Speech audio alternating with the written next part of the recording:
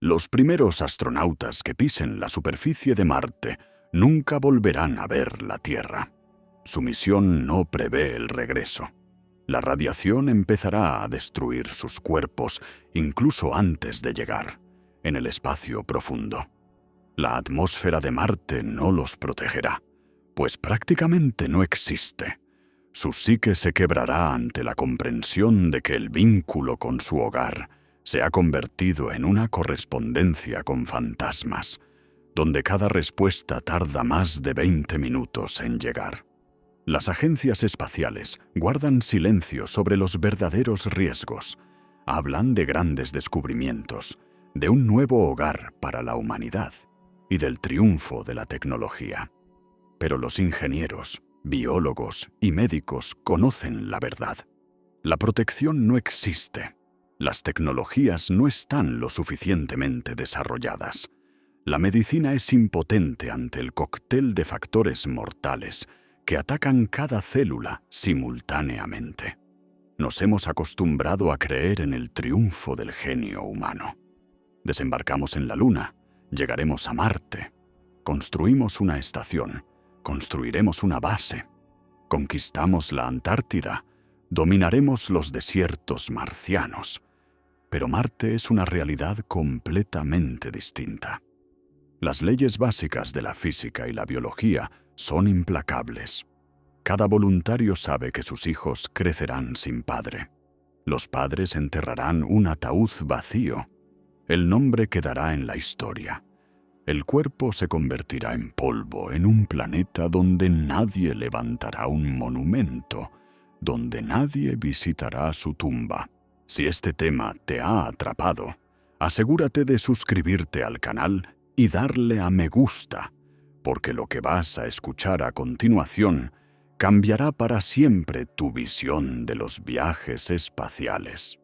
Hace medio siglo, Marte parecía un paraíso para los exploradores. Los escritores de ciencia ficción poblaban sus valles con ciudades florecientes. Los científicos trazaban proyectos de terraformación. Los ingenieros diseñaban naves para cientos de colonos. Tras la victoria en la Luna, parecía que Marte era solo cuestión de tiempo y financiación. Las agencias espaciales competían en ambición. Los estadounidenses planeaban el desembarco para finales del siglo XX. Los soviéticos trabajaban en una expedición con motores nucleares. Los europeos soñaban con una base al pie de los volcanes marcianos, pero la realidad resultó ser cruel. La temperatura baja hasta los 140 grados bajo cero por la noche. La presión atmosférica es tan baja que la sangre herviría en caso de despresurización. Las tormentas de polvo cubren continentes enteros durante meses. La radiación lo atraviesa todo. Marte no tiene campo magnético, ni capa de ozono, ni nada que sirva de escudo. Los científicos han empezado a calcular las dosis de radiación.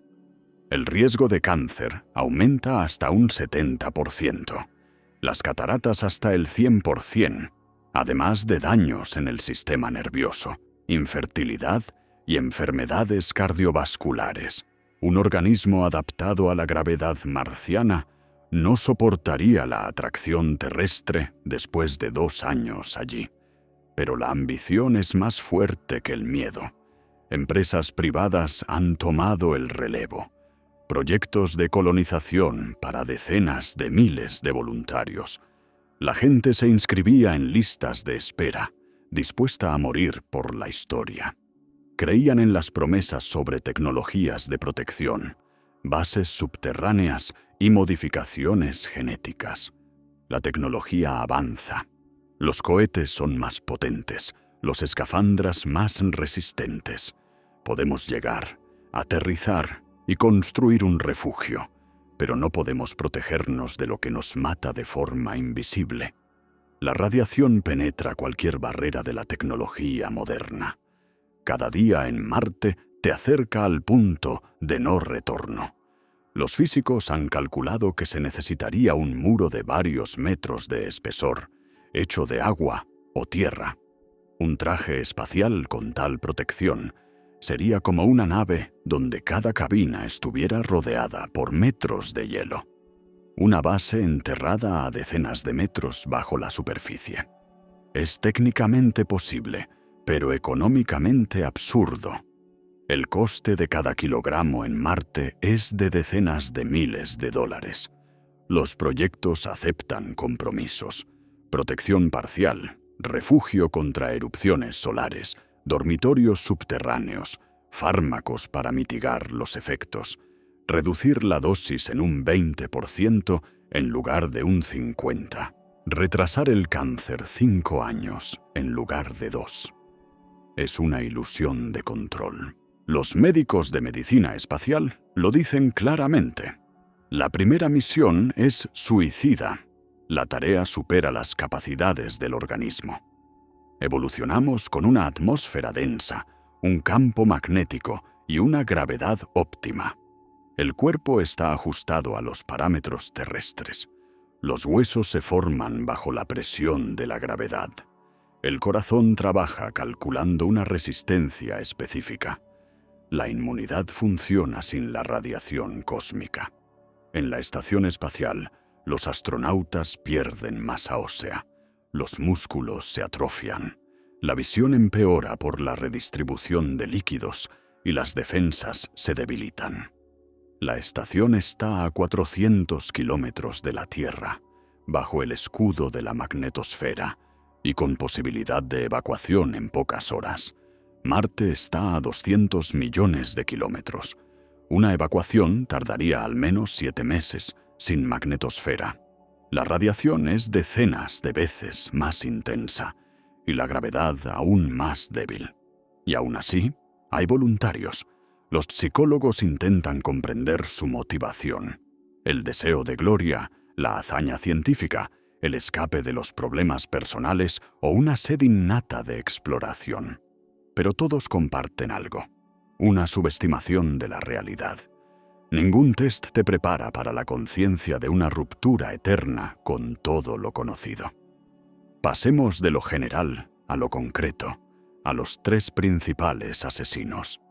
El primero es invisible, silencioso e implacable. Empieza a actuar antes del aterrizaje.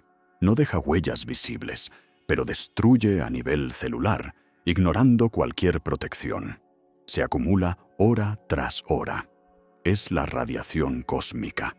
La radiación en la Tierra es familiar y segura. La radiación de fondo del suelo, de los materiales de construcción, del Sol, las radiografías médicas, los vuelos en avión, con una dosis ligeramente superior. Todo queda dentro del escudo natural del planeta. La atmósfera terrestre es un escudo invisible de decenas de kilómetros que absorbe el 99% de la radiación cósmica.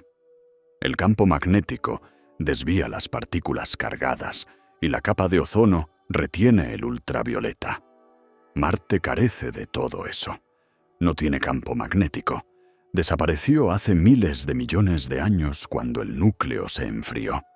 La atmósfera es rala, con una densidad inferior al 1% de la terrestre. No es un blindaje, es una decoración, un velo finísimo de gas sin funciones. La radiación cósmica golpea casi sin obstáculos. Las erupciones solares bombardean con flujos de partículas. Los rayos galácticos penetran libremente en la materia. ¿Qué le ocurre al ser humano? El cuerpo se convierte en un blanco. Cada segundo, miles de partículas de alta energía atraviesan cada centímetro cuadrado de piel. Protones, neutrones, iones pesados acelerados a velocidades cercanas a la de la luz chocan contra los átomos del cuerpo con una fuerza monstruosa. Es una lluvia invisible de balas microscópicas sin heridas aparentes, pero que destruye todo a su paso. El ADN se rompe, las proteínas se desnaturalizan, las membranas estallan. El organismo intenta reparar el daño, pero la escala supera sus capacidades. En la Tierra recibimos 3 milisieverts de radiación natural al año, un fondo con el que nuestros cuerpos aprendieron a lidiar durante millones de años de evolución. Un astronauta en la estación recibe unos 150 milisieverts en 6 meses, 10 veces más que la norma terrestre, al límite de lo aceptable. Los médicos vigilan, limitan el tiempo y minimizan las salidas durante las erupciones. En la superficie de Marte son unos 300 milisieverts al año, 100 veces más que la norma terrestre. Con salidas regulares, la dosis se duplica. El viaje a Marte dura 7 meses, otros 300 milisieverts.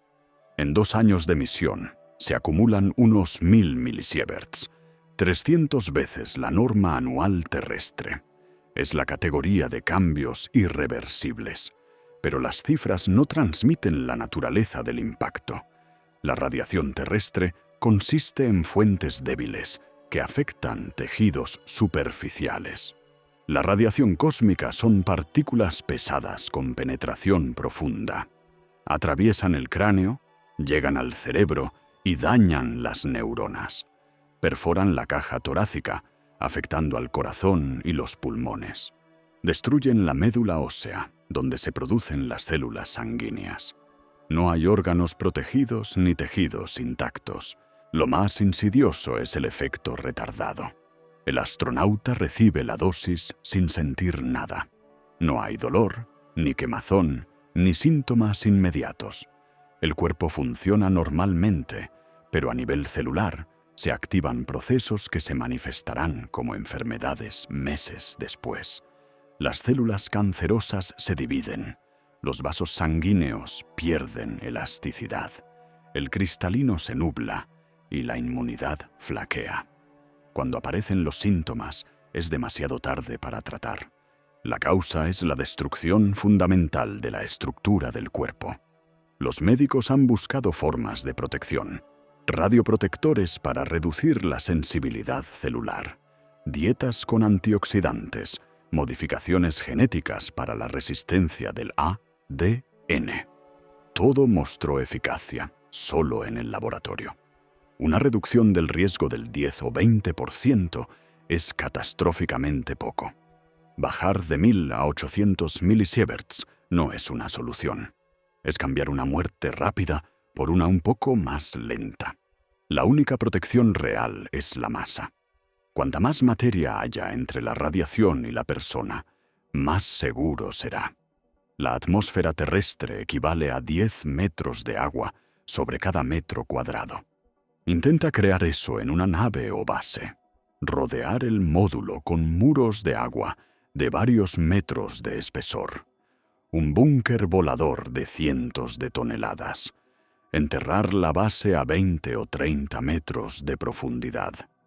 Es técnicamente posible, pero prácticamente irrealizable para las primeras misiones. Los proyectos admiten tácitamente que los astronautas recibirán una dosis mortal. La pregunta es si lograrán completar la misión antes de que aparezcan síntomas insoportables. Unos 500 días en Marte. Investigación, recolección de muestras, pruebas tecnológicas. Luego, el viaje de vuelta. Otros 7 meses, otros 300 milisieverts.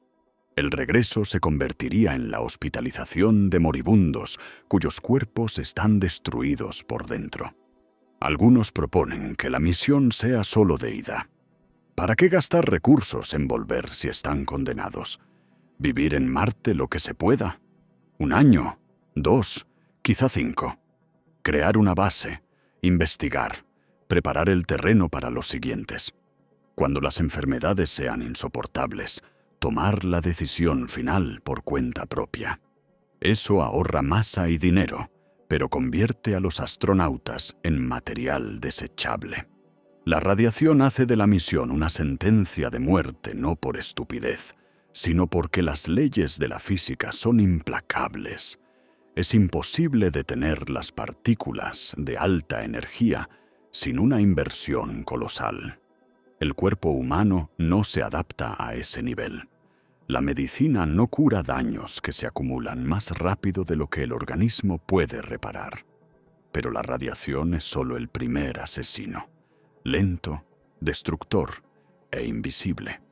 Hay amenazas más rápidas y evidentes. La atmósfera de Marte no es solo rala, prácticamente no existe en el sentido terrestre. Cuando hablamos de atmósfera, imaginamos aire para respirar, presión, temperatura y protección. En la Tierra es una capa densa de cientos de kilómetros. En la superficie es tan densa que sentimos su peso, casi 1 kilogramo por centímetro cuadrado. La presión nos es natural. Nuestros cuerpos se formaron bajo ella. Los pulmones funcionan gracias a la diferencia de presión. La sangre sigue líquida porque la presión externa impide que hierva. En Marte, la presión es menos del 1% de la terrestre. No es atmósfera, es casi el vacío. La atmósfera terrestre es una manta gruesa. La marciana es una telaraña finísima. No calienta, no protege. La densidad es tan baja que es extraño hablar de aire. Son más bien rastros de gas. La composición es mortal. 95% de dióxido de carbono. El oxígeno prácticamente no existe. ¿Qué pasaría si se despresurizara el traje? Las películas muestran explosiones instantáneas del cuerpo. La realidad es distinta, pero no menos terrible. Primer segundo. El aire sale disparado de los pulmones. No es una succión hacia afuera, sino una igualación de presiones. La interna es mayor que la externa. Intentar aguantar la respiración provocaría la rotura de los tejidos pulmonares. Las instrucciones son claras. Exhala inmediata y completamente. Después de 10 o 15 segundos llega la falta de oxígeno. El cerebro deja de recibir oxígeno para las neuronas. La conciencia se apaga. La visión se oscurece por los bordes cerrándose hacia el centro. El oído se distorsiona. Los pensamientos se ralentizan. Otros 10 segundos. Pérdida de conocimiento. Caída, relajación muscular, pérdida de control. 1 minuto y medio para daños cerebrales irreversibles. Si no se recupera la presión y el oxígeno en ese tiempo, la persona quedará en estado vegetal. Pero eso no es todo. A baja presión, los líquidos del cuerpo se evaporan. La saliva hierve en la lengua. Las lágrimas se evaporan de los ojos. La humedad de la nariz y la garganta se convierte en vapor. No es un hervor térmico, sino por la baja presión. La boca se siente seca de repente como un desierto. Los ojos arden. La piel se tensa en segundos antes de que la conciencia se desvanezca. El astronauta comprende que no habrá ayuda. Sus compañeros están a metros, pero para llegar, ponerse el traje, comprobar la estanqueidad, pasar por la esclusa, encontrarlo, meterlo de nuevo y recuperar la presión. Se necesitan al menos 5 minutos. El ser humano tiene 1 minuto y medio antes de lo irreversible. La matemática es cruel. No llegarán. Una despresurización es una sentencia instantánea. Los trajes se diseñan con margen. Capas múltiples, autosellado en caso de pinchazo, botellas de emergencia. Pero el problema fundamental persiste. Un humano en Marte está en un entorno mortal cada segundo que pasa fuera. Un paso en falso, una caída sobre una piedra afilada, una microfisura, es una catástrofe. Incluso un traje intacto no lo resuelve todo. El polvo. El polvo marciano no es como el terrestre. Son partículas microscópicas con bordes afilados. En Marte no hay agua ni viento que las hayan pulido durante millones de años. Cada mota es una pequeña cuchilla cargada electrostáticamente que se pega a todo. Es imposible de lavar. No hay agua líquida. Al volver al módulo tras una salida, el polvo entra, se queda en el aire. Los filtros no pueden eliminarlo del todo.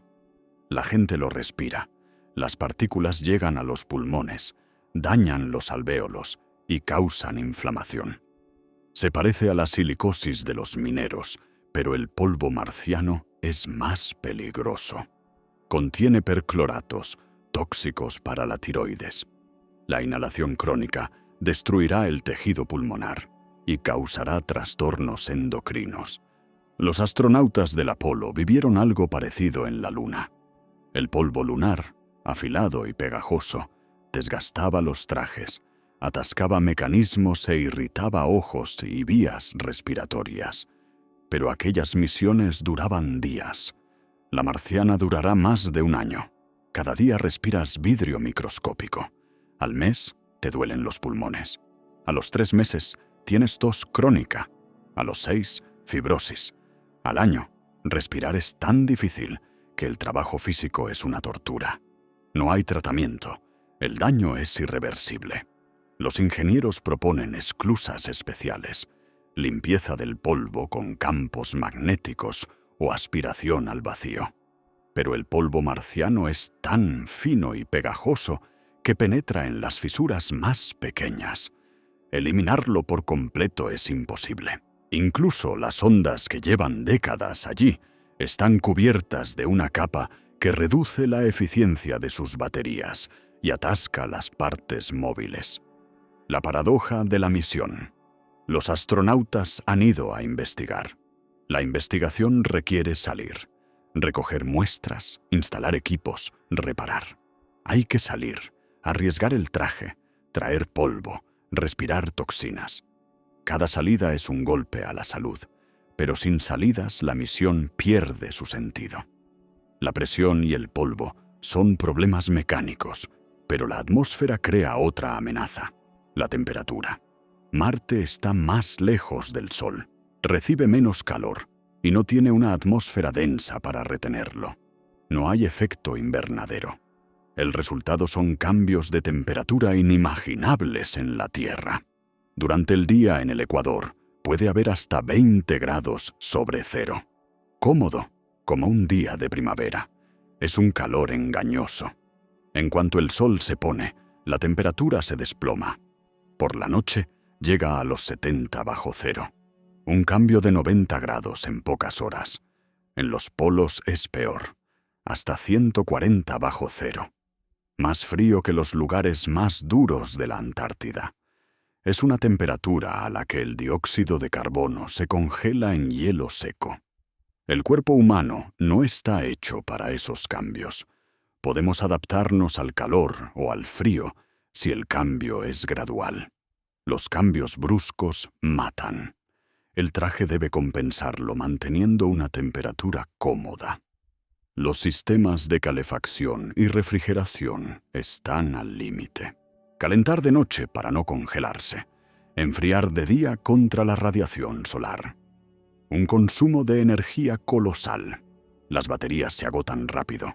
Un fallo del sistema por la noche te congela en minutos. El módulo también sufre estrés térmico. El metal se dilata de día y se contrae de noche. Las soldaduras y uniones sufren. Aparecen microfisuras que se expanden. Tras meses de estos ciclos, la estanqueidad se rompe. Es el problema de todos los rovers marcianos. Los mecanismos se desgastan más rápido por los ciclos térmicos. De la integridad de las juntas dependen vidas. Tormentas de polvo. Marte es famoso por sus tormentas planetarias, que cubren toda la superficie. El polvo sube a decenas de kilómetros de altura. El cielo se oscurece. La luz solar se bloquea. Si dependes de paneles solares, te quedas sin energía. Sin energía no hay calefacción, ni producción de oxígeno, ni comunicación con la Tierra. La tormenta dura semanas o meses. Las reservas son limitadas. O ahorras en todo o mueres cuando las baterías se agoten. Los proyectos serios incluyen reactores nucleares como fuente de energía, pero llevar un reactor supone una masa y unos riesgos enormes. Reparar una avería es prácticamente imposible. No hay piezas de repuesto, ni especialistas, ni infraestructura.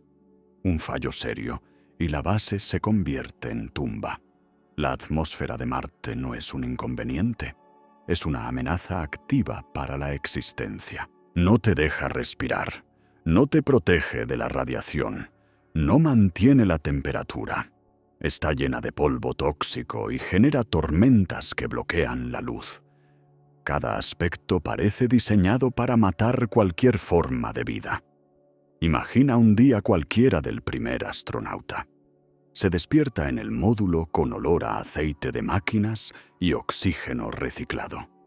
Cada inspiración le recuerda que la vida solo se mantiene gracias a la técnica. Tras una pared de unos pocos centímetros de espesor, está la muerte. Si saliera sin traje, en un minuto su cerebro dejaría de recibir oxígeno.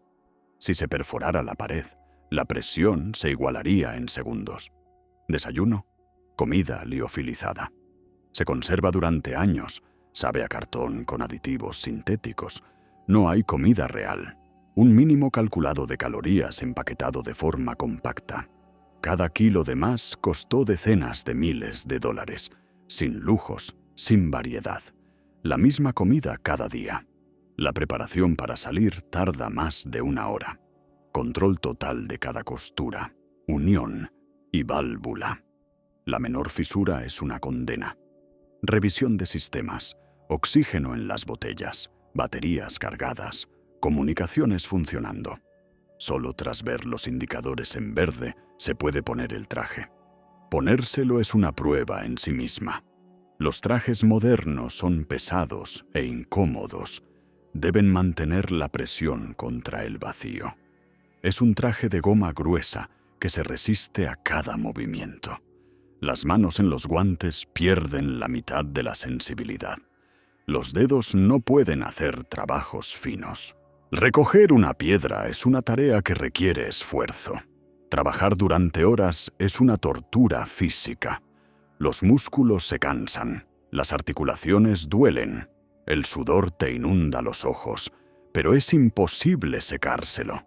El casco no se puede quitar. Salir por la esclusa es otro riesgo. Sacar el aire, igualar la presión con el exterior. El astronauta escucha las bombas en la oscuridad. Si algo sale mal, los compañeros de dentro no pueden ayudarle. Los fallos técnicos ocurren. Los programas fallan. Cada vez que se abre la escotilla exterior, no estás seguro de si se cerrará de nuevo. Fuera, un paisaje que nunca deja de ser extraño. Piedras rojas, arena, el cielo. El color de la sangre está en todas partes. El horizonte está más cerca que en la Tierra. Marte es más pequeño. Una extraña sensación de confinamiento. El planeta parece querer aplastarte con su pequeñez. El Sol brilla, pero calienta poco. Su disco es más pequeño que el terrestre. La luz es fría, sin vida. Las sombras son nítidas y negras. La atmósfera no dispersa la luz. El silencio es absoluto. En la Tierra siempre hay sonidos de fondo. Viento, pájaros, coches, gente.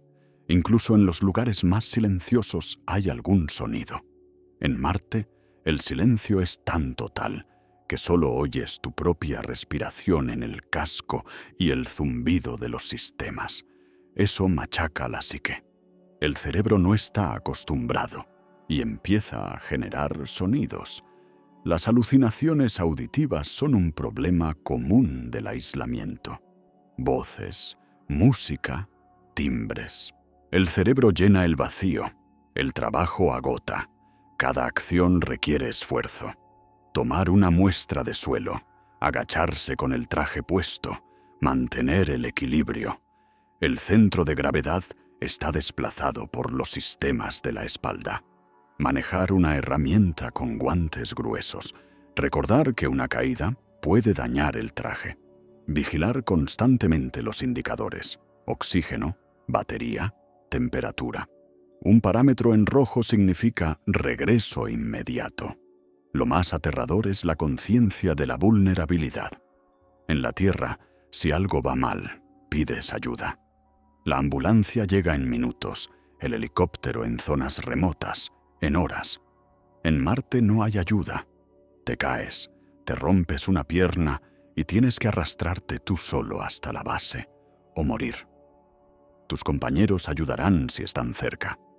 Pero si trabajas solo a 1 kilómetro y ocurre un accidente, se acabó. Nadie llegará a tiempo. El regreso tras la jornada de trabajo trae un alivio mezclado con ansiedad. Alivio por haber sobrevivido un día más. Ansiedad porque mañana se repetirá. La rutina, que en la Tierra adormece la vigilancia, en Marte debe permanecer afilada. Un momento de distracción, una comprobación olvidada, un movimiento negligente y todo acaba. Por la noche, cuando el sol se pone y la temperatura cae en picado, los astronautas se reúnen en la zona común, intentando mantener una apariencia de vida normal. Hablan, bromean, ven películas o escuchan música de la Tierra. Pero todo parece falso. Tras el ojo de buey, un planeta muerto. La comunicación con el hogar llega con 20 minutos de retraso. Todos saben que están condenados. Quizá no hoy, ni este mes, pero tarde o temprano algo saldrá mal. Los astronautas intentan no pensar en la muerte, pero ella está presente en cada aspecto de la vida marciana. En la pared delgada, en las reservas limitadas, en la imposibilidad de evacuación, en la radiación que se acumula en sus cuerpos, en el polvo que destruye los pulmones y en el aislamiento que rompe la psique. La muerte no llega de golpe, se acerca despacio, día tras día, arrebatando la salud, las fuerzas y la esperanza. Ahora, sobre lo que le ocurre al cuerpo a nivel molecular bajo la radiación. La radiación cósmica es un flujo de partículas aceleradas a velocidades colosales. Los protones vuelan a decenas de miles de kilómetros por segundo. Los iones pesados, núcleos de átomos de hierro o níquel, viajan a una velocidad cercana a la de la luz. Cuando una partícula así choca contra un átomo del cuerpo, se produce una microexplosión. La energía se transmite a las moléculas circundantes. Estas se rompen, se forman radicales libres, partículas químicas agresivas que atacan todo a su alrededor. Es como si una granada microscópica explotara en la célula. Los fragmentos vuelan, dañando proteínas, lípidos y el ADN. El ADN es el manual de instrucciones de la célula. Cada letra es críticamente importante. Un solo error convierte una célula normal en una cancerosa. La radiación cósmica causa miles de daños en el ADN cada día. La célula intenta reparar. Tiene mecanismos de restauración. Pero cuando hay demasiados daños, no da abasto. Los errores se acumulan. La célula muere o muta. La muerte de una célula es el menor de los males. El organismo sustituye las muertas por nuevas. El problema es que algunas no se sustituyen. Las neuronas del cerebro. Cuando la radiación mata una neurona, desaparece para siempre. Perder una sola es imperceptible, perder miles también. Pero cuando la cuenta llega a los millones, empiezan los problemas. La memoria empeora, la concentración baja, la coordinación se altera. El astronauta comete errores, confunde secuencias, olvida protocolos. Los cambios son irreversibles. La mutación de una célula es peor. Una célula mutada no muere. Se sigue dividiendo y transmite los errores a las células hijas. Si la mutación afecta a los genes que controlan la división, la célula se vuelve cancerosa. Se divide sin control, ignorando las señales del organismo. La inmunidad intenta destruirla, pero ella misma está debilitada por la radiación. Las células cancerosas ganan, el tumor crece. Lo más insidioso de los cánceres por radiación es el periodo de latencia. El tumor no aparece de inmediato. Pasan meses o años. El astronauta vuelve pensando que ha sobrevivido. Pasa las revisiones. Los indicadores son normales. Se alegra de haber evitado las consecuencias. 2 años después, llega el diagnóstico. Leucemia, cáncer de pulmón, tumor cerebral. Los médicos se encogen de hombros. El proceso empezó en Marte y se ha manifestado ahora. La estadística es cruel. Entre los astronautas de la estación espacial ya se han registrado casos de cánceres precoces en personas sin predisposición genética ni factores de riesgo. El único factor común es el tiempo prolongado en órbita y la dosis de radiación. La misión marciana dará una dosis entre 5 y 10 veces mayor. El riesgo de cáncer roza la certeza absoluta para todos los miembros de la tripulación. El cáncer es una muerte aplazada. Hay efectos más rápidos. El sistema cardiovascular es especialmente sensible. Las paredes de los vasos se dañan. El endotelio, la fina capa de células que recubre los vasos, se inflama. Se forman placas de aterosclerosis. Los vasos pierden elasticidad. El flujo sanguíneo se altera. El corazón trabaja con una carga mayor. Las arterias son tubos de goma mientras son elásticas. Se dilatan y contraen para regular la presión. La radiación las vuelve rígidas como el plástico. No se adaptan al esfuerzo. La presión salta. El corazón se sobrecarga. En cualquier momento, quizá al levantar un equipo pesado en la superficie, el corazón no aguanta. Infarto, dolor en el pecho, caída. Tus compañeros te llevan al módulo, pero la reanimación es limitada. No hay hospital ni especialistas, solo fármacos básicos e instrucciones. Si el corazón se ha detenido de verdad, recuperarlo es prácticamente imposible. La radiación ataca a otros órganos. Los ojos son especialmente vulnerables. El cristalino está formado por proteínas transparentes muy sensibles a la radiación. La radiación desnaturaliza las proteínas. Estas pierden su transparencia, se nublan, se desarrolla una catarata y la visión empeora. Primero es una neblina apenas perceptible, luego se espesa. Al año, ves el mundo como a través de un vidrio esmerilado. Otro año después, estás casi ciego. En la Tierra, la catarata se cura con cirugía. Se cambia el cristalino nublado por una lente artificial. La operación es sencilla, media hora de forma ambulatoria. En Marte no hay quirófano, ni cirujano oftalmólogo, ni condiciones estériles. Realizar la operación en el campo es imposible. El astronauta está condenado a la ceguera. Un ciego en Marte es una carga.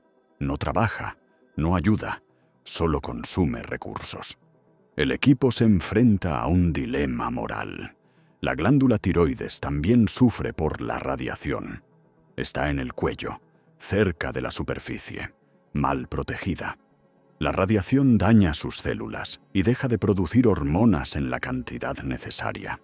Se desarrolla hipotiroidismo y el metabolismo se ralentiza. El astronauta siente fatiga constante, apatía, depresión. El peso aumenta pese a la comida limitada. El pensamiento se nubla, la reacción se hace lenta. En una situación crítica, una persona lenta no llegará a tiempo. Eso puede costar la vida al equipo. El sistema reproductivo está bajo fuego. Las células germinales son extremadamente sensibles. En los hombres, la radiación provoca una caída brusca del número de espermatozoides. En las mujeres, daño en los óvulos y alteraciones del ciclo. Los astronautas que regresen de Marte serán, muy probablemente, estériles. Si una mujer se queda embarazada en Marte, el feto también recibe radiación. La radiación es peligrosa para un organismo en desarrollo. Mutaciones, malformaciones y abortos espontáneos están casi garantizados. En todos los proyectos la regla es estricta, nada de embarazos. ¿Por qué enviamos personas sabiendo los riesgos? Los robots hacen casi todo lo necesario para investigar. No temen a la radiación. No necesitan oxígeno y no sufren de soledad. Es más barato, más seguro y más eficiente. Entonces, ¿por qué personas? La respuesta es compleja. Parte está en la simbología. Un ser humano en Marte es un símbolo del triunfo de nuestra especie, la prueba de que podemos conquistar otros mundos. Una bandera clavada en suelo extraño significa más que cualquier dato. Estuvimos aquí, dejamos huella, no estamos limitados a un solo planeta. Otra parte está en razones prácticas. Los robots hacen mucho, pero no todo. El ser humano se adapta a situaciones inesperadas mejor que un programa. Ve conexiones que a los algoritmos se les escapan. Toma decisiones en la incertidumbre. Un geólogo en el lugar hará en 1 hora más que un robot en 1 mes. Comprende el contexto. Cambia el plan sobre la marcha. Ve detalles no programables. Una tercera parte es la preparación para la colonización. Si alguna vez queremos un asentamiento permanente, debemos entender cómo viven las personas, una estancia larga. ¿Qué tecnologías funcionan? ¿Qué problemas surgen?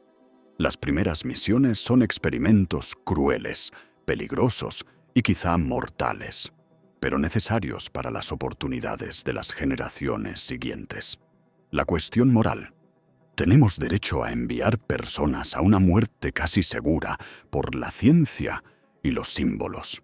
Los astronautas van voluntariamente, conocen los riesgos, firman documentos, pero ¿lo saben de verdad?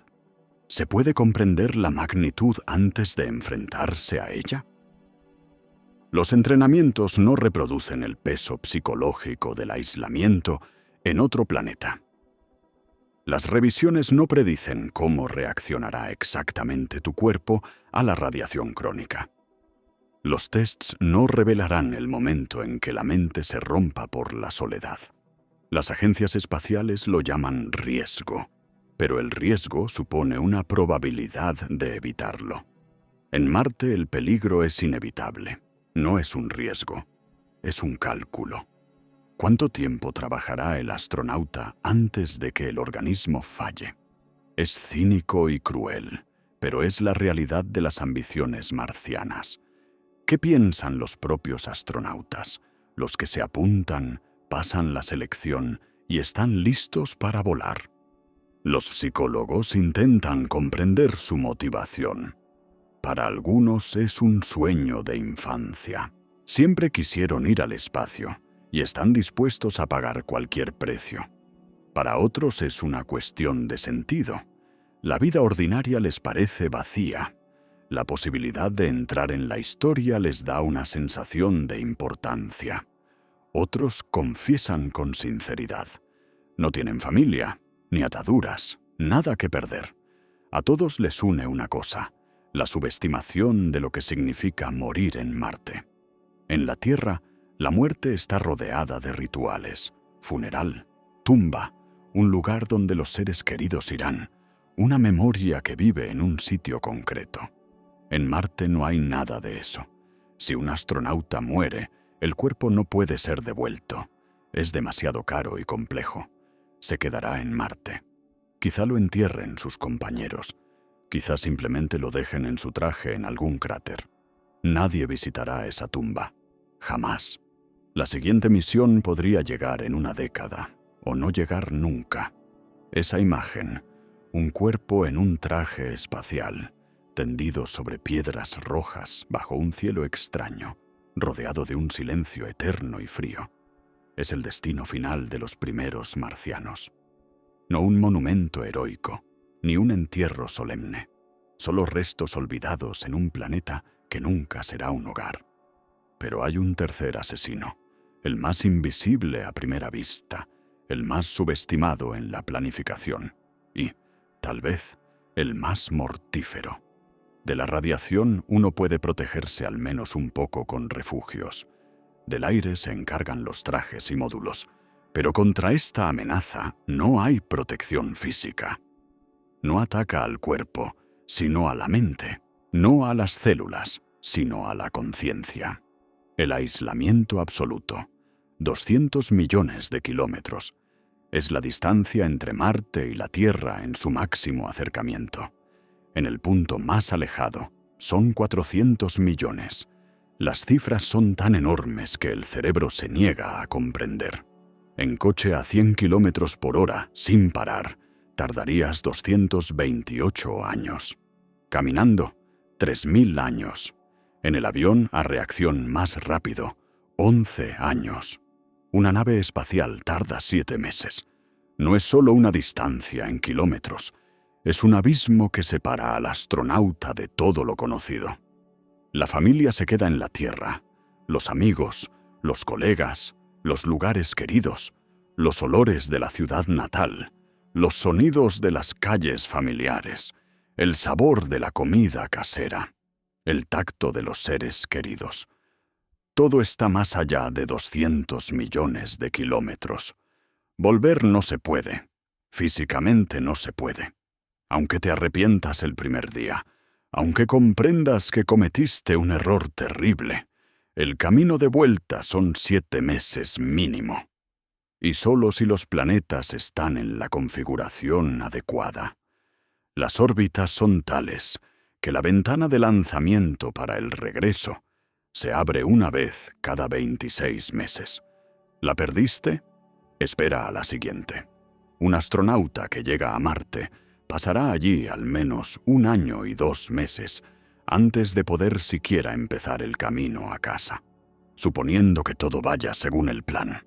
La nave esté lista, el combustible producido, la técnica funcione. Si algo falla, son otros 2 años de aislamiento, radiación y miedo. La psique humana no está diseñada para ese aislamiento. Somos seres sociales. Necesitamos a otras personas, no solo para sobrevivir, sino para nuestra salud mental. Charlas, contacto físico, risas compartidas, discusiones, reconciliaciones. Estas interacciones forman la personalidad. Sin ellas, nos destruimos por dentro. Los estudios sobre el aislamiento en submarinos, estaciones polares o misiones espaciales largas muestran que cuanto más dura el aislamiento, más graves son los problemas psicológicos. En un submarino, la tripulación está aislada meses, pero saben que pronto saldrán a la superficie, volverán y verán a sus familias.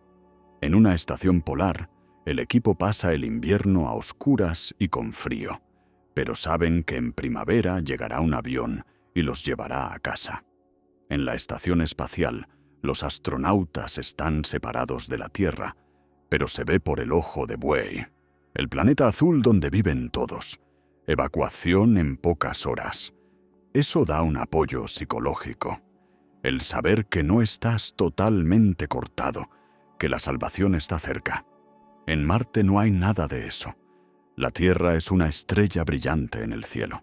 No un planeta, solo un punto de luz. Puedes verla con un telescopio, pero no trae consuelo. Al revés, refuerza la sensación de distancia. Ahí está, tu planeta, tu hogar, pero inalcanzable como un cuadro tras un cristal blindado. Lo ves, pero no puedes tocarlo. La salvación no existe. Si algo ocurre, morirás aquí. Nadie vendrá, nadie te salvará. La ayuda es físicamente imposible.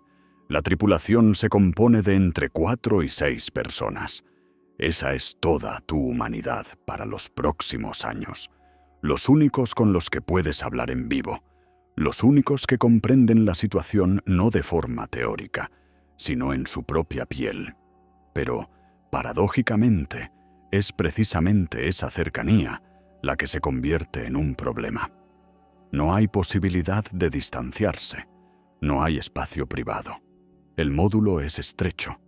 Cada sonido se oye, cada olor se siente, cada hábito del compañero con el tiempo resulta irritante. En la Tierra, si alguien te irrita, puedes alejarte, dejar de verte, pasar a otros amigos, cambiar de trabajo, irte de vacaciones. Siempre hay una salida. En Marte no hay salida. El que te irrita estará ahí cada día, en el desayuno, en el almuerzo, en la cena, durante el trabajo, durante el descanso. Su voz, sus modales, su presencia son constantes, inevitables, para siempre, mientras la misión no acabe.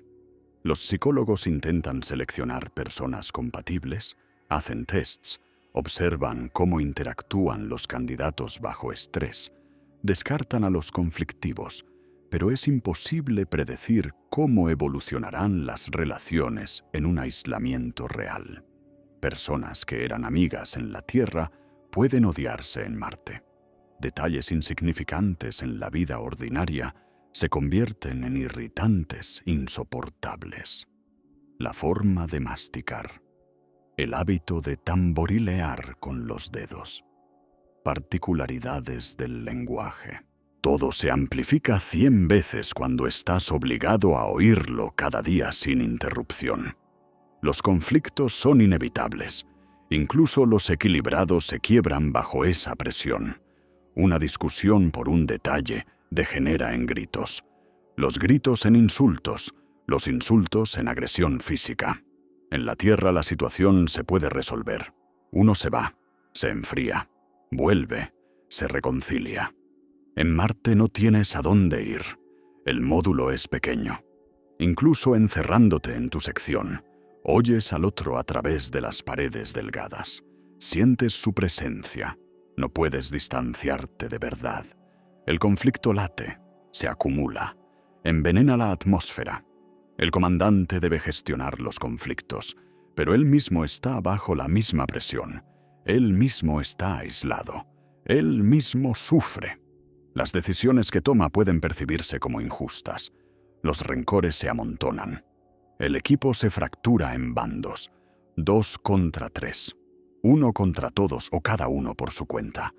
La unidad psicológica se desmorona. Y sin ella, la misión está condenada. La supervivencia en Marte exige cooperación. Si el equipo no funciona como un organismo único, empiezan los errores, y los errores matan. Aún así, incluso un equipo ideal sin conflictos se enfrenta a otro problema: la monotonía. Cada día es copia del anterior. Te despiertas en el mismo módulo, ves las mismas caras, comes la misma comida, cumples tareas similares, miras los mismos paisajes, las piedras rojas, la arena, el cielo. La paleta de colores no cambia. No hay verdor, no hay océano azul, no hay la diversidad que en la Tierra nos rodea constantemente. El cerebro necesita novedad. Las nuevas impresiones estimulan la dopamina, el neurotransmisor de la motivación y el placer. Sin novedad, el nivel baja, llega la apatía. Nada te alegra, nada te motiva. Te despiertas y no entiendes para qué. El trabajo parece no tener sentido. Los experimentos, una pérdida de tiempo. ¿Por qué todo esto? ¿Para qué? ¿Para volver hecho un guiñapo?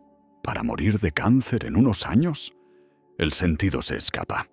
Cuando el sentido se va, queda el vacío. La depresión en Marte no es solo un mal humor pasajero. Es un estado clínico que destruye la capacidad de funcionar. El astronauta deja de cumplir sus obligaciones. Se queda tumbado en su cabina mirando al techo. No come, duerme mal o duerme demasiado. No reacciona a lo que dicen sus compañeros. Los fármacos están ahí, los antidepresivos en el botiquín, pero no actúan de inmediato. Se necesitan semanas, y en esas semanas una persona puede romperse totalmente. Puede decidir que la muerte es la mejor salida. En Marte las posibilidades de suicidio son más que suficientes. Salir fuera sin traje, sobredosis de fármacos, corte de los sistemas en su sección, cortarse las venas. Incluso el botiquín básico contiene instrumentos afilados. Si una persona ha decidido morir, es difícil detenerla. El equipo puede vigilar, hacer guardia, quitar los objetos peligrosos, pero en algún momento la vigilancia flaqueará y la persona lo aprovechará. Tras su muerte, la presión psicológica sobre los demás se duplicará. Se culparán. ¿Por qué no nos dimos cuenta? ¿Por qué no ayudamos? ¿Podríamos haberlo evitado? Esas preguntas corroen cada día. El espejismo de la comunicación con la Tierra. Técnicamente hay conexión. Se pueden enviar mensajes, recibir respuestas. Las videollamadas son posibles, pero el problema, irresoluble por la tecnología, es el retraso de la señal. La luz se mueve a 300.000 kilómetros por segundo, la velocidad máxima en el universo. Las ondas de radio también. De Marte a la Tierra la señal tarda entre 4 y 22 minutos, en un solo sentido según la distancia entre los planetas. Una charla con un retraso de 20 minutos. Dices una frase. Esperas 20 minutos a que llegue a tu interlocutor. El interlocutor responde. Su respuesta tarda 20 minutos en volver. Oyes la respuesta 40 minutos después de la pregunta. Eso no es una charla, es una correspondencia con pausas enormes. El diálogo vivo es imposible. La espontaneidad desaparece. El vínculo emocional se rompe. No puedes reírte de un chiste juntos. No puedes consolar en el momento en que la persona llora. No puedes compartir una alegría de inmediato. El astronauta llama a su mujer. Le dice que la echa de menos, que tiene ganas de abrazarla, que es duro sin ella. Espera 20 minutos en silencio. Por fin oye su voz. Ella también le echa de menos. Le quiere. Está orgullosa de él. Pero entre sus palabras y los oídos de él han pasado 40 minutos. En ese tiempo, el estado emocional ha cambiado. El momento de vulnerabilidad ha pasado. Él se ha recompuesto. Las palabras de consuelo de ella llegan en otro contexto. No traen el mismo alivio que habrían traído en tiempo real. Lo peor son las situaciones de emergencia. Si algo va mal en Marte, el astronauta no puede llamar y obtener ayuda inmediata, pedir consejo a los ingenieros o aclarar un procedimiento con los médicos. La consulta se enviará y la respuesta llegará 40 minutos después. En ese tiempo, la situación puede empeorar críticamente. La persona puede morir, la técnica puede fallar definitivamente. Los astronautas se ven obligados a tomar decisiones por su cuenta, sin consultas, sin confirmar si lo que hacen es correcto. Una responsabilidad colosal. Cuando la decisión es errónea, cuando las consecuencias son catastróficas, no se puede culpar a nadie más que a uno mismo. ¿Y qué ocurre en la Tierra mientras los astronautas están en Marte? La vida sigue. Las familias viven sus vidas, los niños crecen. Las esposas y los maridos esperan, pero la vida no se detiene. El niño da sus primeros pasos. El padre ve el vídeo que llega con retraso. El niño empieza a hablar. El padre oye la voz en una grabación. El niño le hace una pregunta a papá. La respuesta llega 40 minutos después, cuando la pregunta ya no es actual. La atención ha pasado a otra cosa. El astronauta se convierte en un fantasma en la vida de su familia. Está ahí, pero no está. Se comunica, pero no participa. Los niños olvidan poco a poco lo que es abrazar a papá. Solo lo ven en una pantalla. Empiezan a percibirlo como un personaje, no como una persona real. La mujer se encarga de todo sola. Trabajo, casa, educación. El marido no puede ayudar. Está en otro planeta. Ella está sola, aunque formalmente casada. Poco a poco el vínculo emocional se adelgaza. El amor no desaparece, pero se transforma de un sentimiento vivo en un recuerdo de un sentimiento. Algunos matrimonios no sobreviven a las misiones. La mujer conoce a otro hombre, a alguien que está allí, alguien que puede abrazarla cuando las cosas van mal, que ayuda con los niños, que está presente físicamente. Ella no quería traicionar, pero la soledad devora los años sin intimidad, sin tacto, sin una pareja real. Toma una decisión, le escribe una carta a su marido, se disculpa, explica y pide el divorcio. Pero el problema del aislamiento es más profundo que la distancia con la familia. Es el aislamiento de la propia civilización. En la Tierra, aunque estés solo, formas parte de un sistema inmenso. Alrededor hay millones de personas. Las ciudades zumban de vida. Los aviones vuelan. Los barcos cruzan los océanos. La información circula al instante. Puedes pedir comida de cualquier país, escuchar música de cualquier época, ver una película rodada en la otra punta del planeta y sentirte parte de una experiencia global. La sensación de fondo de pertenencia es tan habitual que no la notamos hasta que desaparece. En Marte no hay civilización. Hay un módulo, unas pocas personas y reservas limitadas. Más allá, un planeta muerto del tamaño de un continente, pero vacío, sin ciudades, sin carreteras, sin rastros de actividad inteligente salvo los vuestros. Imagina ser el último humano en la Tierra, el último de verdad. Todas las ciudades desiertas, las carreteras cubiertas de maleza, los teléfonos mudos e internet caído. Estás solo en todo un planeta. Así se sienten los marcianos más o menos, solo que ni siquiera están solos, son varios. Pero eso no alivia, y a veces agrava, la sensación de aislamiento. En la Tierra, si fueras el último humano, serías libre de hacer cualquier cosa, explorar las ciudades abandonadas, tomar lo que quieras, vivir donde quieras. En Marte no hay libertad. Estás encerrado en un módulo. Salir requiere una hora de preparación y está limitado por la reserva de aire. El radio de movimiento es de unos pocos kilómetros, como mucho. Más allá es peligroso. La comida está estrictamente racionada.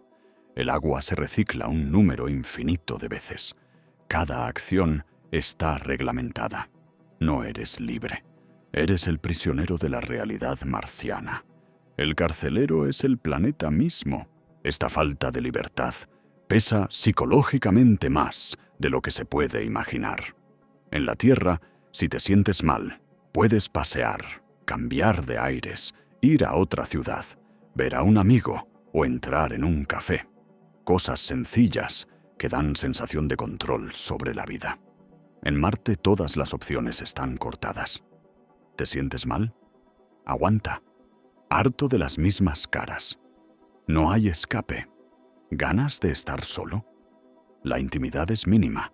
Cada aspecto de la vida está bajo el control de las circunstancias, no de tus deseos. El sentido de la autonomía se desmorona. Y la autonomía es una necesidad psicológica básica. Sin ella, el ser humano se siente como una marioneta, impotente, sin fuerzas. La impotencia se agrava por la conciencia de la dependencia de la técnica. En la Tierra, cuando falla la técnica, es un inconveniente.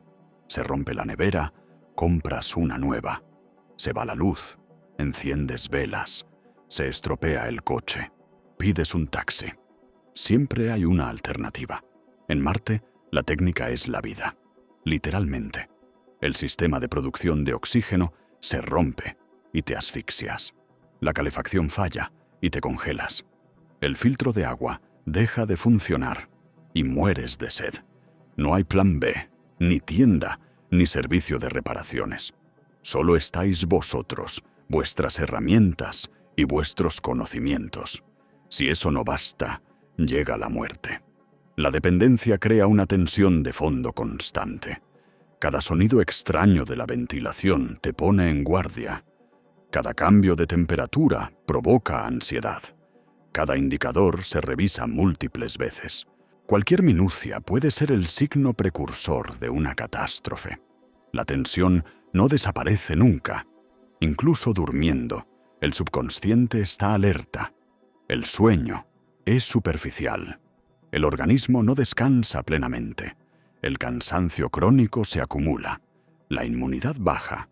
La salud empeora. Y la radiación actúa de forma más eficaz sobre un organismo debilitado. Aislamiento de la naturaleza. En la Tierra, la naturaleza está en todas partes. Incluso en una ciudad urbanizada hay parques. Crecen los árboles, vuelan los pájaros y cambian las estaciones. En primavera, brotan las flores. En verano el verdor es exuberante y en otoño las hojas amarillean. En invierno, cae la nieve. Estos ciclos forman parte de nuestra psicología. Hemos evolucionado con ellos. Dan el ritmo, estructuran el tiempo y dan sensación de movimiento y renovación. Sin ellos, el tiempo se vuelve una masa homogénea, sin hitos. En Marte no hay naturaleza en absoluto. No hay plantas, ni animales, ni clima en el sentido habitual. Solo hay tormentas de polvo que no refrescan, sino que amenazan. No hay ciclos, salvo el cambio de día y de noche.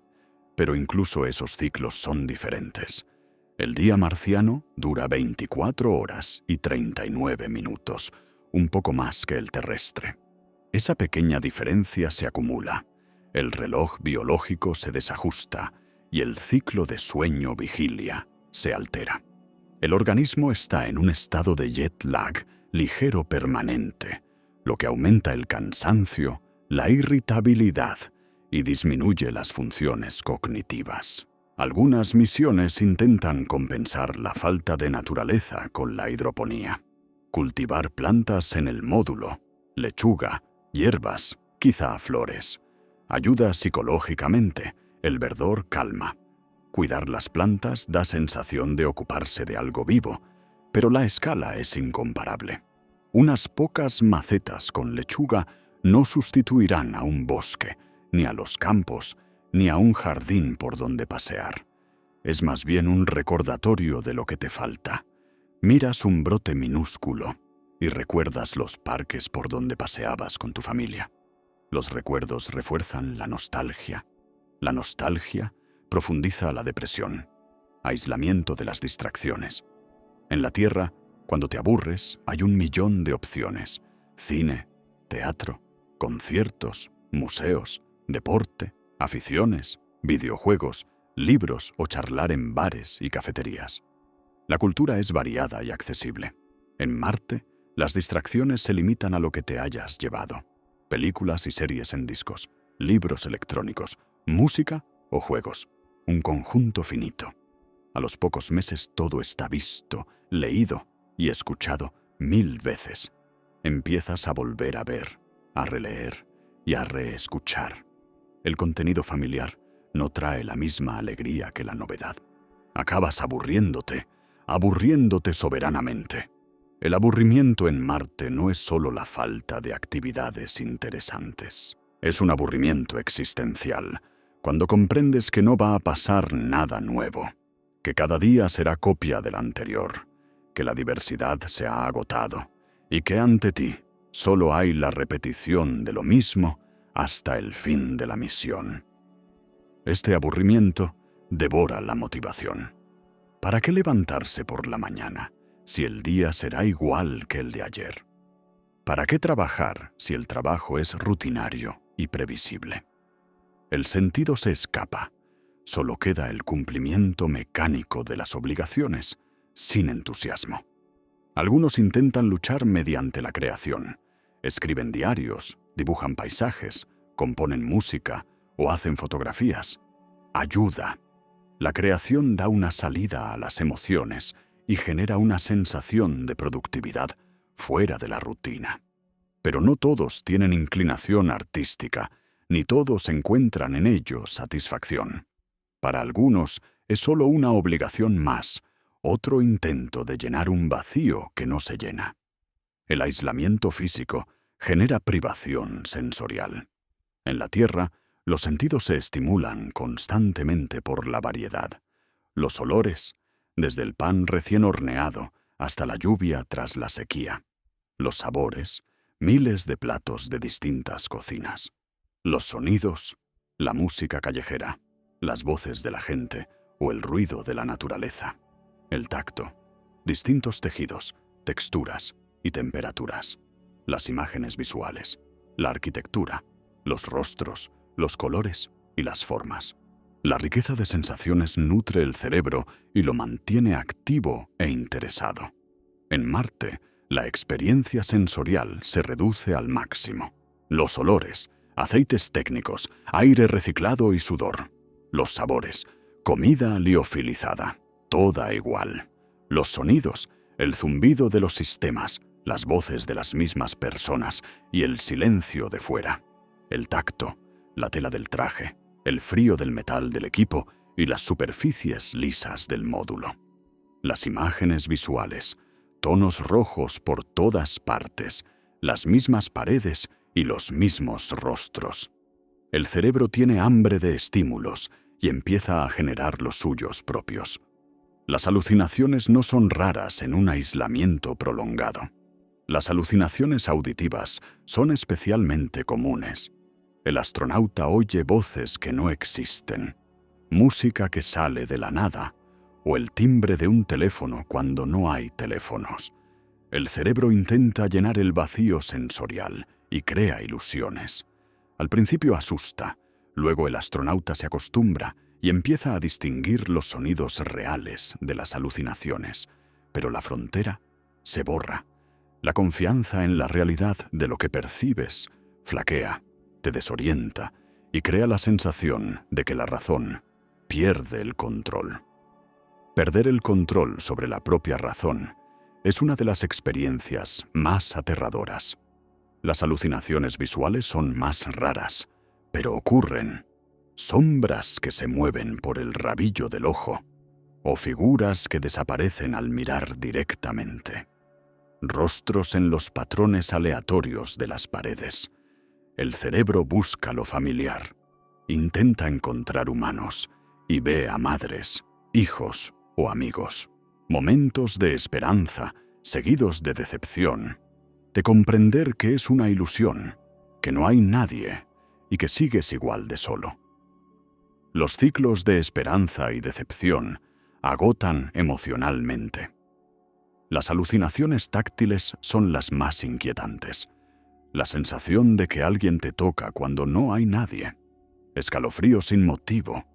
La sensación de que hay alguien cerca aunque la habitación esté vacía activa miedos primitivos.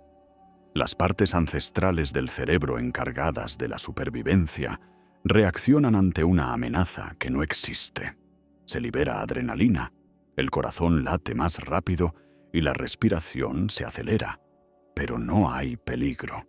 El organismo está en alerta de combate sin motivo. Eso lo desgasta. Los recursos se malgastan. El sistema nervioso está sobrecargado. Algunos informan de una sensación de presencia, el sentimiento de que hay alguien más en el módulo. Un ser invisible que observa, no necesariamente aterrador, a veces incluso reconfortante, como un ángel de la guarda o el espíritu de un compañero. Los psicólogos lo explican como una proyección del cerebro, un intento de lidiar con la soledad, creando un compañero imaginario. Pero para el que lo vive, la diferencia entre lo real y lo imaginario se borra. La presencia se siente real. Cuando vuelves a la Tierra, donde esa presencia no existe, sientes un nuevo vacío. El aislamiento influye en la autopercepción. En la Tierra, la identidad se forma por el reflejo de los demás. Nos ven de cierta manera, nos llaman por nuestro nombre, reaccionan a nuestras palabras y acciones, confirmando nuestra realidad. Existimos en los ojos de los otros.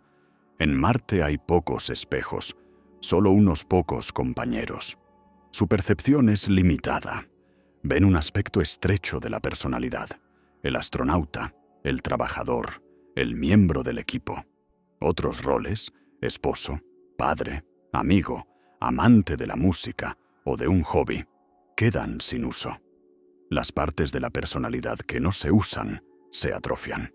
El astronauta deja de sentirse completo y se convierte en una función, en una herramienta de la misión. Despersonalización, el extrañamiento de uno mismo. Te miras al espejo y no te reconoces, no metafóricamente, sino literalmente. El rostro ha cambiado por la radiación y el estrés. Los ojos son otros, la expresión es ajena. ¿Quién es este ser humano en el reflejo? ¿Eres tú? ¿O alguien en quien te has convertido? La frontera se difumina y el vínculo con el pasado se debilita. Los recuerdos de la vida en la Tierra empiezan a parecer un sueño. algo irreal. ¿Pasó de verdad? ¿O fue inventado? Los detalles se olvidan. Los rostros de los seres queridos se emborronan. Los momentos importantes pierden brillo. El pasado se aleja y se vuelve brumoso. El futuro es incierto. Solo queda el presente. Un presente infinito, gris y sin perspectiva. El tiempo pierde su estructura y los días se funden en un solo día largo. Las semanas son indistinguibles, los meses pasan sin que se note y la vida se transforma en una existencia congelada. Algunos lo describen como estar muerto en vida, físicamente vivo y funcionando biológicamente, pero emocional y psicológicamente muerto. Nada te conmueve, nada te alegra, nada te entristece. Las emociones se embotan y el mundo se percibe a través de un vidrio grueso, a distancia. Es algo difuso, irreal, disociación, un mecanismo de defensa de la psique ante un estrés insoportable. Una desconexión de los sentimientos para no sufrir. Pero una vida sin sentimientos no es vida. Es supervivencia en modo de funcionalidad mínima. El astronauta en ese estado sigue trabajando. Cumple las tareas mecánicamente. Recoge muestras, realiza experimentos y envía informes. Todo según el protocolo. Todo correcto. Pero por dentro está el vacío. Ya no recuerda el porqué. El sentido se ha perdido en la bruma del pasado. Trabaja por inercia. Pararse es más aterrador. El trabajo es lo único que estructura el día. Sin él, es la inmersión total en el vacío. Mejor trabajar que pensar. Mejor estar ocupado que enfrentarse al sinsentido de la existencia en un planeta muerto. Los comandantes se preparan para las crisis psicológicas y aprenden a reconocer los signos.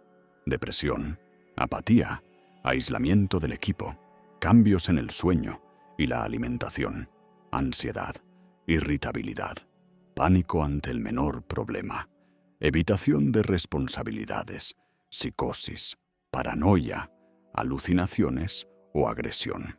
Para cada caso hay protocolos, charlas a solas, sesiones grupales, fármacos o aislamiento en casos extremos. Pero las medidas se diseñaron en la Tierra, donde hay recursos, especialistas y tiempo. En Marte, el tiempo es el recurso más valioso. Cada minuto está programado y el trabajo no se detiene. Las tareas científicas no esperan. El equipo requiere mantenimiento constante. El comandante no puede dedicar horas al apoyo psicológico de un miembro cuando los demás también están al límite. Él mismo está bajo la misma presión, él mismo está aislado y sufre. Las decisiones que toma pueden percibirse como injustas. El rencor se acumula. El equipo se fractura en facciones, 2 contra 3, 1 contra todos o cada uno por su cuenta. La unidad psicológica se deshace y sin ella la misión está condenada. La supervivencia en Marte exige cooperación. Si el equipo no funciona como un organismo único, empiezan los errores, y los errores matan. Aún así, algunos psicólogos proponen incluir a un psicólogo profesional, una persona cuyo único papel sea mantener la salud mental del equipo. Suena razonable, pero crea problemas. El psicólogo también está aislado y bajo presión. ¿Quién le apoya a él? Los astronautas podrían percibirlo como un extraño, no como un miembro del equipo, sino como un observador. Crea distancia y desconfianza. La gente no se abre ante alguien a quien ven como un controlador. Una persona más significa más masa, más recursos y más coste. Cada miembro debe cumplir varios papeles. El psicólogo también debería ser ingeniero, médico o geólogo. La multiplicidad de tareas reduce la eficacia en cada una. Otra idea es la realidad virtual. Llevar equipos que permitan sumergirse en simulaciones de la Tierra, pasear por parques virtuales, encontrarse con copias virtuales de los seres queridos o asistir a conciertos virtuales. Es técnicamente posible, pero psicológicamente peligroso. La realidad virtual puede volverse una droga. El astronauta podría preferir pasar el tiempo en la simulación en lugar de hacer el trabajo real. La frontera entre lo virtual y lo real se borra. El regreso de la simulación a la realidad marciana se vuelve cada vez más doloroso. ¿Para qué volver al módulo frío cuando en la virtualidad se está caliente y cómodo? Se desarrolla dependencia, la funcionalidad cae y la misión sufre. Tras el regreso, la dependencia persiste. El astronauta no puede adaptarse a la realidad. Pasa los días en el mundo virtual huyendo del presente. Eso agrava el aislamiento social, destruye las relaciones y transforma al héroe en un ermitaño. La sociedad espera historias inspiradoras, pero él se esconde en la virtualidad, intentando olvidar la pesadilla de Marte. Es una tragedia que se suma a los traumas ya vividos. El aislamiento también genera otro efecto, la regresión. Bajo estrés extremo, la psique a veces vuelve a estados más primitivos.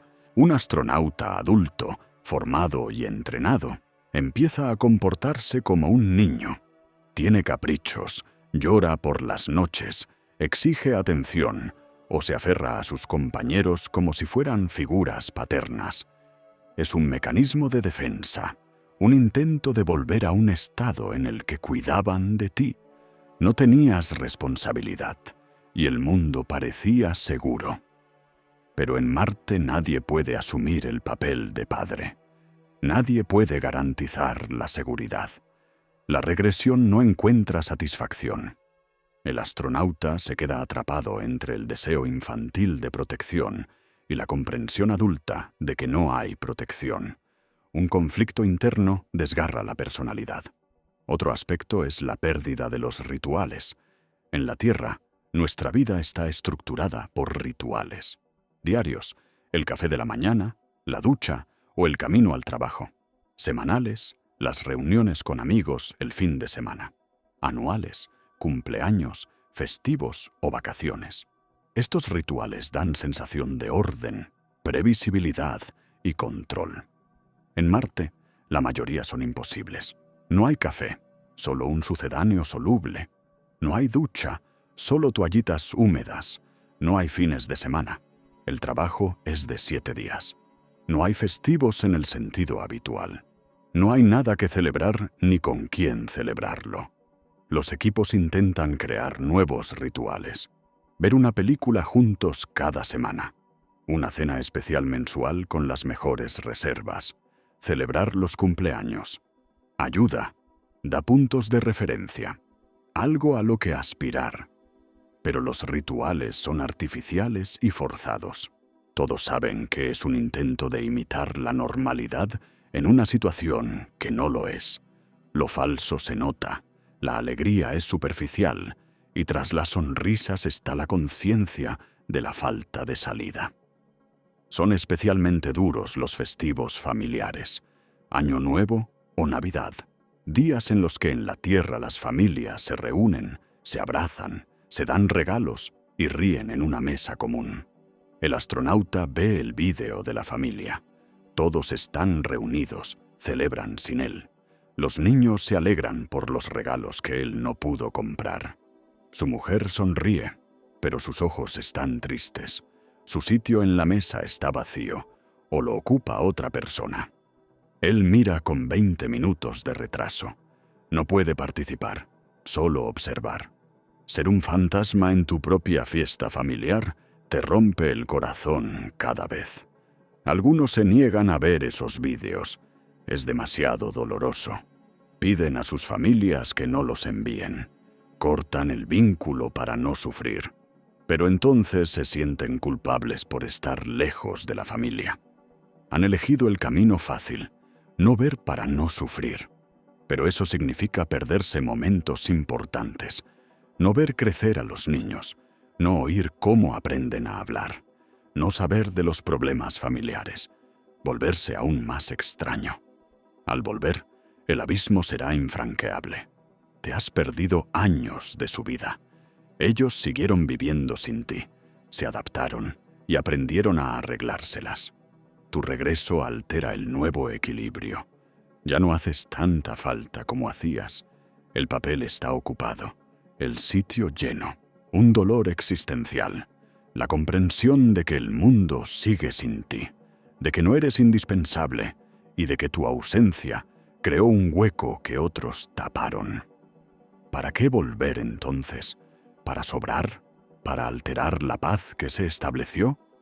Algunos, tras esos pensamientos, consideran seriamente no volver, quedarse en Marte para siempre, vivir lo que les quede y morir allí para evitar la incomodidad del regreso. No es heroísmo, es capitulación, la confesión de la derrota. Pero en el aislamiento, en la depresión y en la desesperación, esos pensamientos parecen racionales, incluso atractivos. El centro de control monitoriza el estado psicológico, analiza el tono de voz, mira los vídeos, busca signos de estrés y pasa cuestionarios psicológicos intentando detectar problemas antes del punto crítico. Pero los astronautas aprenden a ocultarlo, sonríen a la cámara, hablan con voz animada y rellenan los cuestionarios con las respuestas esperadas. Saben que si admiten problemas pueden ser apartados, declarados no aptos, enviados de vuelta si es posible, o, peor aún, fichados como problemáticos, arruinando su carrera futura. Por eso fingen, aguantan y callan. Los problemas se acumulan hasta el punto de explosión. Una explosión puede ser agresiva. El astronauta se quiebra, grita a sus compañeros, rompe el equipo o amenaza. En un módulo estrecho es una catástrofe. No hay a dónde huir ni dónde esconderse. Los demás deben reducirlo físicamente, atarlo y sedarlo. Una humillación para el que perdió el control y un trauma para los que tuvieron que atar a su compañero. Las relaciones se destruyen definitivamente, la confianza desaparece y el equipo deja de serlo. Se convierte en un grupo de individuos intentando sobrevivir en presencia de los demás. La cooperación es mínima, la eficacia cae, los errores se multiplican y la muerte se acerca.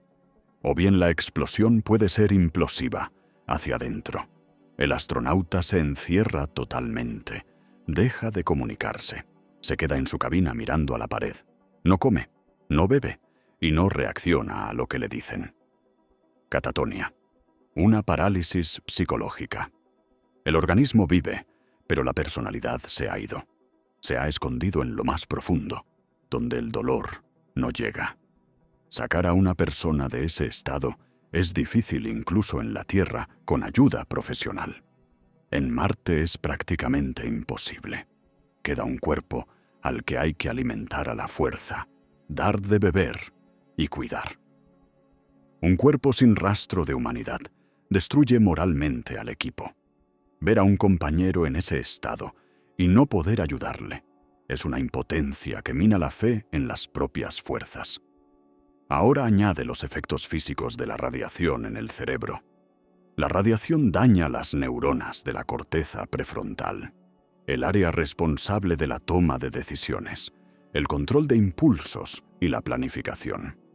Cuando se daña, la persona se vuelve impulsiva, no piensa en las consecuencias y actúa por pura emoción. Es mortalmente peligroso en Marte.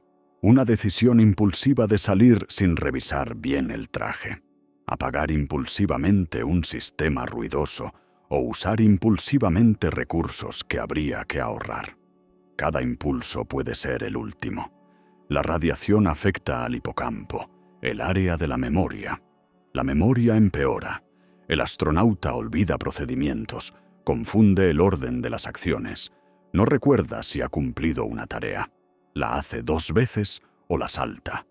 Los demás deben vigilarle constantemente. Más carga, más irritación, menos confianza. Una persona con la memoria deteriorada pierde la seguridad en sí misma y se vuelve dependiente de los otros, lo cual humilla y provoca vergüenza. La vergüenza agrava la depresión y el círculo se cierra de nuevo. La amígdala, el centro del miedo, también sufre daños. O bien se vuelve hiperactiva y la persona tiene miedo de todo y entra en pánico por cualquier motivo. O bien se vuelve hipoactiva y deja de sentir miedo e ignora peligros reales. Ambas opciones son mortales. El pánico paraliza e impide actuar racionalmente en una crisis.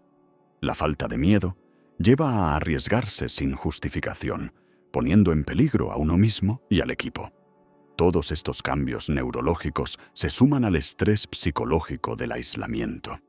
Una persona con el cerebro dañado intenta lidiar con una presión psicológica insoportable. Las posibilidades son mínimas. La destrucción se acelera y la personalidad se desintegra. Solo queda una carcasa que funciona en piloto automático, cumpliendo tareas básicas. Respira, come y trabaja mecánicamente. Pero el ser humano de dentro ya no está. Murió psicológicamente mucho antes que su cuerpo. Cuando el cuerpo finalmente se rinde, es un alivio para él y para el equipo. El equipo, tras perder a un miembro, vive un duelo. Pero el duelo en Marte no puede vivirse normalmente. No hay funerales convencionales. El cuerpo debe conservarse hasta el regreso, congelado fuera o empaquetado herméticamente, o bien enterrado en Marte, si el regreso es imposible. Cavar una tumba en el suelo helado es un trabajo físico duro. Hacer una ceremonia sencilla, unas pocas palabras al viento que no transmite el sonido. Poner una marca, una piedra con una inscripción, y ya está. El compañero se quedó atrás. La misión sigue. El trabajo no espera, pero el duelo no desaparece. Está presente en la silla vacía de la mesa, en el silencio donde antes sonaba su voz, en las tareas que él cumplía, ahora repartidas entre los demás, en los recuerdos que asoman en momentos inoportunos. El equipo se vuelve más pequeño y vulnerable. Cada superviviente tiene más responsabilidad. Se cansa antes y comprende que puede ser el siguiente. La muerte se ha vuelto real. No es una posibilidad abstracta, sino un hecho consumado. Eso destruye las últimas ilusiones de seguridad. Todos estos factores, radiación, atmósfera y aislamiento, trabajan juntos creando la tormenta perfecta de destrucción. La radiación debilita el cuerpo, haciéndolo vulnerable a enfermedades. Las enfermedades requieren tratamientos que no existen, lo que refuerza el estrés psicológico. El estrés debilita aún más la inmunidad, permitiendo que la radiación actúe con más eficacia. La atmósfera crea una amenaza constante, obligando a vivir en tensión. La tensión agota la psique. Una psique agotada comete errores que pueden llevar a una despresurización. El miedo a la despresurización refuerza la tensión. El aislamiento priva del apoyo emocional necesario para superar las dificultades físicas. La falta de apoyo hace que el dolor físico sea insoportable. Un dolor insoportable destruye la psique. No son tres problemas separados. Es un sistema único de destrucción que se retroalimenta. Cada elemento es necesario y suficiente para crear condiciones insoportables. Juntos crean el infierno. Marte no es solo un planeta peligroso. Es una máquina de triturar seres humanos, física, psicológica y existencialmente. Trabaja de forma impecable, metódica e implacable. Y el humano en esa máquina no es un luchador, ni un vencedor, es una víctima, lentamente molido por los engranajes de una realidad ante la cual cualquier voluntad es impotente. ¿Se puede vencer a este sistema? Teóricamente sí, si se desarrollan tecnologías que bloqueen la radiación por completo, si se crea una atmósfera de forma artificial, o si se resuelve el problema del aislamiento. Por ejemplo, enviando una colonia lo bastante grande para formar una sociedad. Pero todo requiere recursos que hoy no existen, tiempo que no hay, tecnologías que aún no se han inventado. Los primeros marcianos no verán esas soluciones, volarán con lo que hay, con una protección incompleta, con recursos insuficientes y con tecnologías que no están listas, y pagarán nuestra prisa con sus vidas. Imaginemos la escena final, los últimos días de la misión. La nave para el regreso está lista, o no lo está por un fallo técnico. Si está lista, la tripulación se reúne. Los que sobrevivieron. De 6 quedan 4. 2 murieron. Uno de un cáncer desarrollado en un año. El otro por un accidente. Cayó con el traje puesto. Dañó el sistema y se asfixió antes de que sus compañeros llegaran. Los 4 restantes son sombras de lo que fueron. Físicamente destruidos, huesos frágiles, músculos atrofiados, piel pálida con manchas de radiación, ojos apagados y pelo canoso o caído. Tienen entre 30 y 40 años, pero parecen de 60. Se preparan para el despegue. Revisan los sistemas y cargan las muestras. Abandonan la base. Una última mirada al módulo que fue su hogar. A las tumbas de sus compañeros. Simples piedras con inscripciones. Se prometen volver algún día y levantar un monumento. Pero saben que, muy probablemente, no será así. La siguiente misión no llegará pronto. Quizá en una década, quizá nunca. Marte se quedará con sus huellas, sus desechos y sus muertos. Testigo mudo del primer intento de la humanidad de vivir en otro planeta. Despegue. La nave tiembla y los motores rugen. La gravedad de Marte es débil, pero para unos cuerpos agotados parece enorme. La aceleración no es tan fuerte como en la Tierra, pero basta para que los huesos quebradizos crujan. Los astronautas gimen de dolor, aprietan los dientes y aguantan. La alternativa es quedarse para siempre. La nave asciende y se separa de la superficie. El planeta rojo se hace pequeño ahí abajo. Se van. Han sobrevivido. ¿O es solo una impresión? 7 meses de camino de vuelta en gravedad cero. Los huesos pierden aún más densidad. Los músculos se debilitan más. La radiación sigue bombardeando. La dosis se acumula. Las células cancerosas se dividen y los tumores crecen. Uno de los 4 empieza a toser sangre. Cáncer de pulmón. Metástasis. El dolor es insoportable. La morfina ayuda, pero da sueño. Pasa la mayor parte del vuelo sedado. Los demás le cuidan, saben que no verá la Tierra e intentan que sus últimos días sean cómodos. A los 5 meses, muere. Tranquilamente, mientras duerme. La morfina mitigó la agonía. El cuerpo se coloca en una bolsa hermética y se guarda en la zona fría. Se llevará a la Tierra para el funeral. Quedan 3 astronautas que siguen el camino. Cada uno sabe que en su cuerpo también crece el cáncer. La pregunta es, ¿a qué velocidad? ¿Llegarán a la Tierra? Y si llegan, ¿cuánto tiempo les quedará después? La comunicación con la Tierra sigue. El retraso disminuye. La nave se acerca. De 20 minutos a 15, luego a 10. Las familias se alegran. Pronto estarán de vuelta. Se preparan recibimientos. Los niños dibujan carteles y las esposas compran comida de fiesta. Pero los astronautas miran los vídeos y no sienten alegría, sienten extrañamiento. Esas personas de la pantalla son extrañas. Hablan de cosas que parecen insignificantes, el tiempo, las noticias o los problemas cotidianos. ¿Cómo puede ser eso importante después de lo que han vivido? El abismo es infranqueable. El regreso será difícil, quizá imposible. La Tierra aparece por el ojo de buey, una bola azul con nubes blancas, una belleza de la que estuvieron privados 2 años y medio.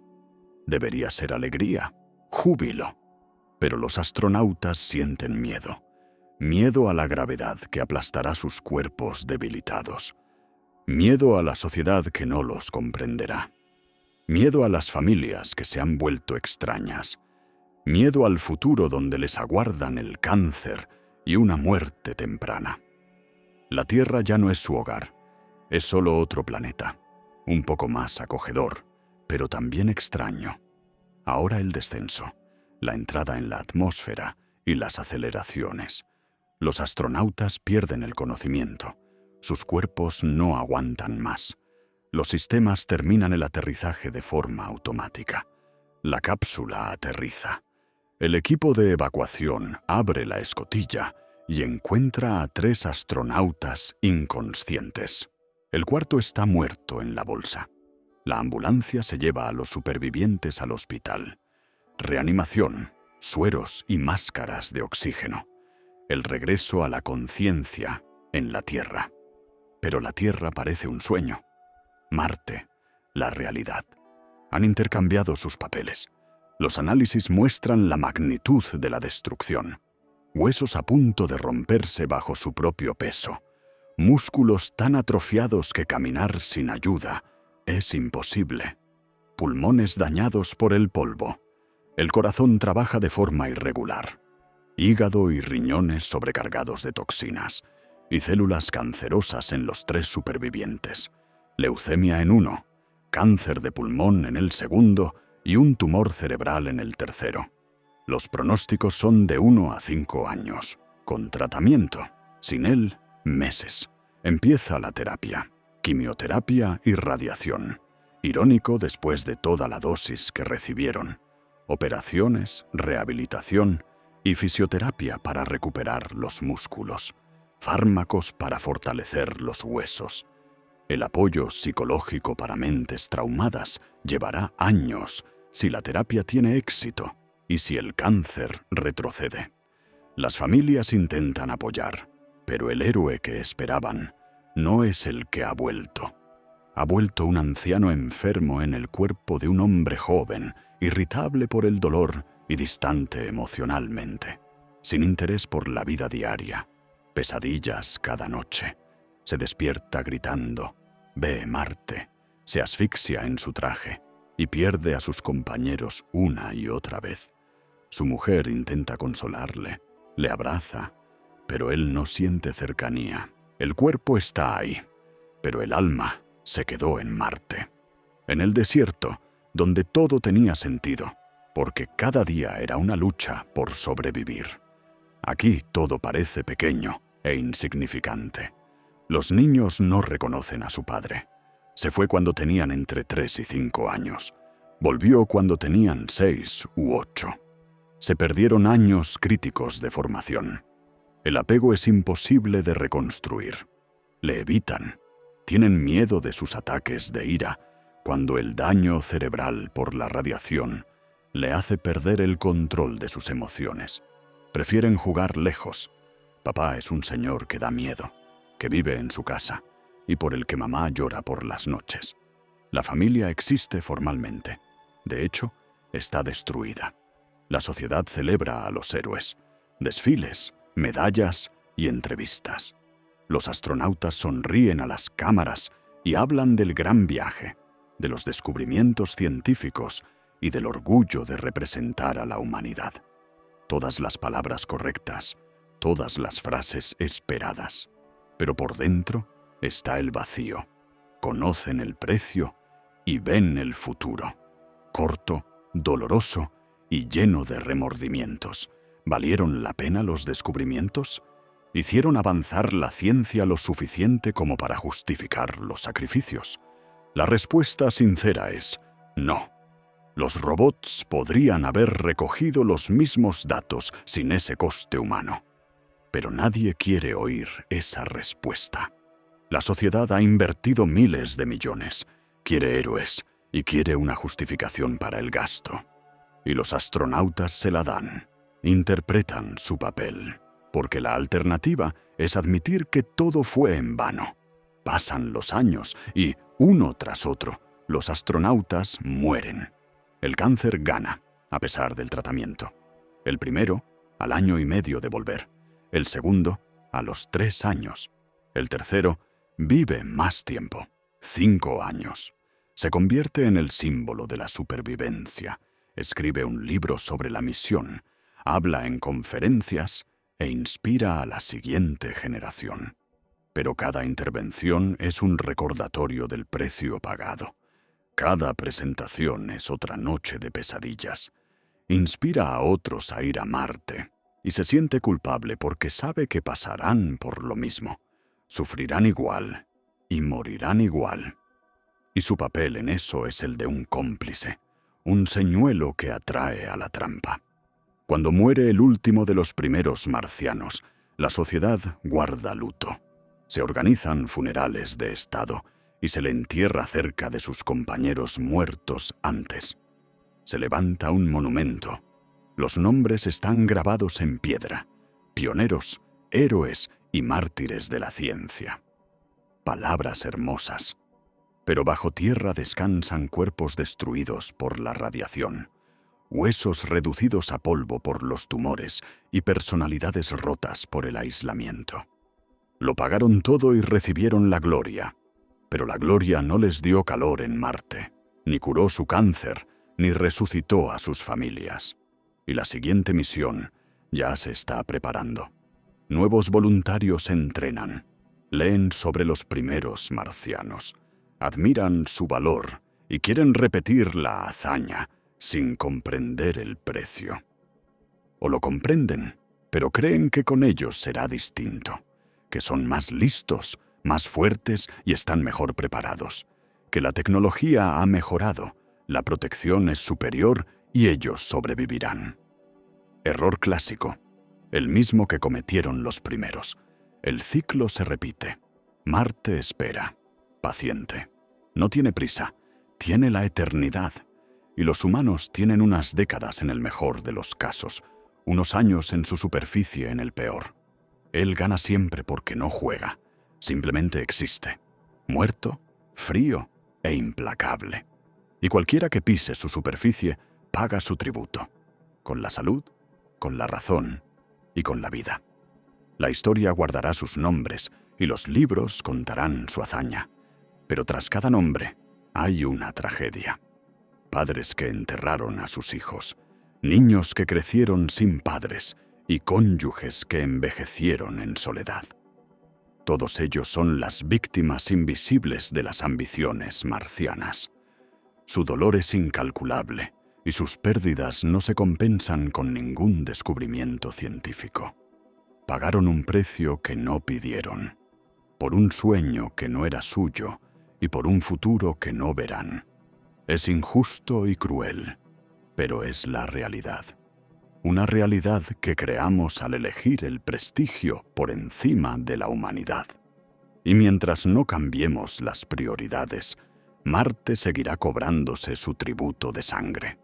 Si esta verdad te ha impactado y quieres seguir sabiendo aquello de lo que otros callan, suscríbete al canal y dale a me gusta.